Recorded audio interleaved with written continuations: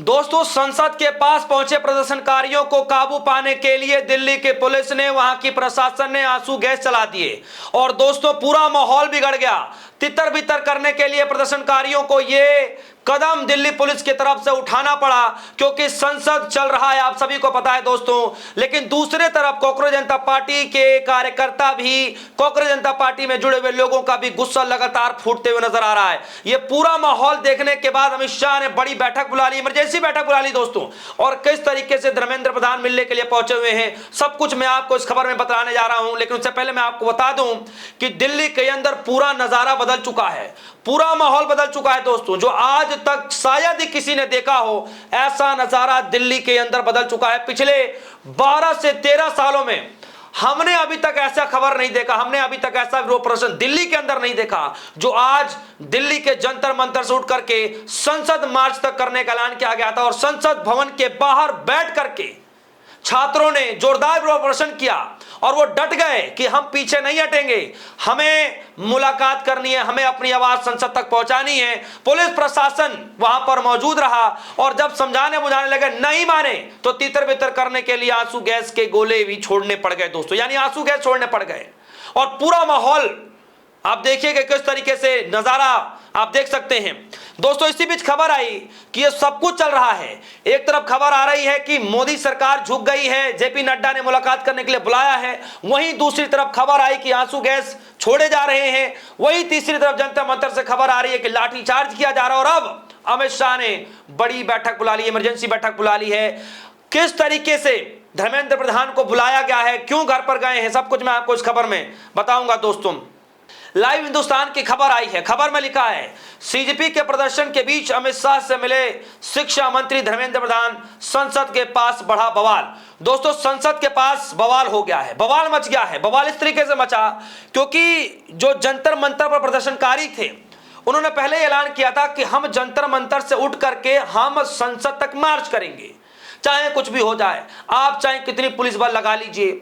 और उसी के तहत संसद मार्च करते हुए वो प्रदर्शनकारी संसद तक पहुंच गए। हालांकि कड़े जो है सुरक्षा के इंतजाम किए गए हैं, सारी बैरिकेडिंग लगाई गई है, सुबह से ही पूरी व्यवस्थाएं लगाई गई हैं। हालांकि संसद के आसपास जो रास्ते हैं, जो जंतर मंतर से होकर निकलता है, कम से कम 3 से 4 लेयर की बैरिकेडिंग अलग से लगाई गई, उसके बाद जो अलग सुरक्षा वो अलग है।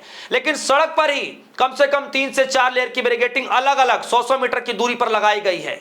इसके बावजूद भी प्रदर्शनकारी वहां पहुंचते हैं, धरना प्रदर्शन करते हैं और फिर प्रदर्शनकारियों के ऊपर जब नहीं मानते हैं तो फिर उनके ऊपर आंसू गैस चलाने पड़ते हैं। और खबर आ रही है, खबर है कांग्रेस जनता पार्टी के प्रदर्शनकारी मार्च करते हुए संसद भवन के पास पहुंच गए, वहीं पुलिस ने प्रदर्शनकारियों को तितर बितर करने के लिए आंसू गैस छोड़े।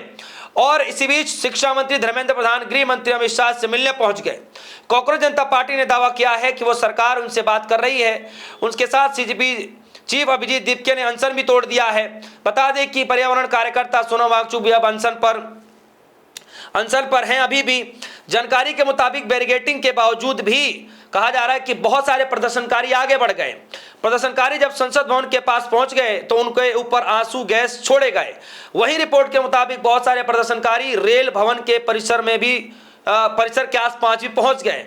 एहतियातन मार्च से पहले ही कई मेट्रो स्टेशनों को बंद किया गया। इसके बाद भी बड़ी संख्या में प्रदर्शनकारी पहुंच गए। प्रदर्शनकारी छात्र भवन के सामने सड़क पर बैठ गए और नारेबाजी करने लगे।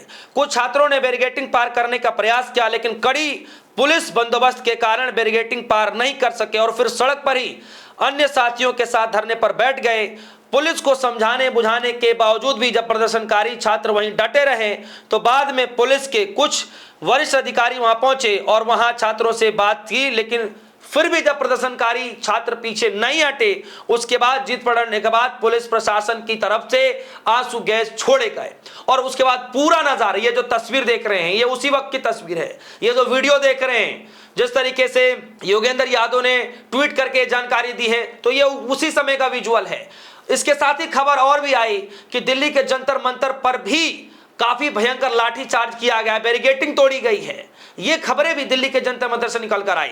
लेकिन दोस्तों, इसी बीच खबर ये आई है कि अमित शाह ने इमरजेंसी बैठक बुलाई और उसमें धर्मेंद्र प्रधान को बुलाया गया। हालांकि खबर उसको अलग तरीके चला जा रहा है। खबर यह चला जा रहा है कि धर्मेंद्र प्रधान जो है अमित शाह से मिलने गए हैं। जाहिर तौर पर दोस्तों, जब पिछले 28, 29, 30 दिनों से धरना प्रदर्शन चल रहा है, अमित शाह जी ने तब नहीं बुलाया, तो आज क्यों बुला रहे हैं? आप सबको पता है, क्योंकि आज दिल्ली के अंदर पूरा माहौल बदल चुका है। कहीं ना कहीं यह संकेत देता हुआ दिखाई दे रहा है कि अमित शाह जी की मीटिंग और इधर धर्मेंद्र प्रधान जी जो उनके घर गए हुए हैं, कहीं ना कुछ बड़ा निर्णय लिए जाने की संकेत दिखाई देने लगे हैं। दोस्तों, आज तक देश के गृह मंत्री अमित शाह जी ने धर्मेंद्र प्रधान को नहीं बुलाया, लेकिन आज धर्मेंद्र प्रधान जा रहे हैं। क्यों जा रहे हैं? क्योंकि दिल्ली के अंदर दोस्तों पूरा नजारा, पूरा माहौल सरकार के खिलाफ बिगड़ चुका है। और कुल मिलाकर के दोस्तों सबसे बड़ा सवाल यह है कि छात्र बात करना चाहते हैं, सीजेपी के लोग बात विचार करना चाहते हैं। बात विचार के रास्ते से ही कोई बीच बिचाव का रास्ता निकलता है। आप इतिहास उठा करके देख लीजिए, बिना बात किए कोई भी रास्ता या कोई भी समाधान नहीं निकल सकता। जब तक आप बात नहीं करेंगे, बीच का रास्ता नहीं निकलेगा। तो बातचीत के रास्ते से ही समाधान निकलता है। यही हाल किसान आंदोलन में हुआ। किसान भले ही 1.5 सालों तक डटे रहे, लगातार किसान विरोध प्रदर्शन करते रहे, तपती धूप में बैठते, बरसात में बैठते, हर तरीके में, हर मौसम में उन्होंने विरोध प्रदर्शन किया। लेकिन एक बात की बातचीत नहीं, 2 बार की नहीं, 3 बार की नहीं, कई बार की वार्ता हुई, जिसके बाद सरकार को पीछे कदम हटाना पड़ा था।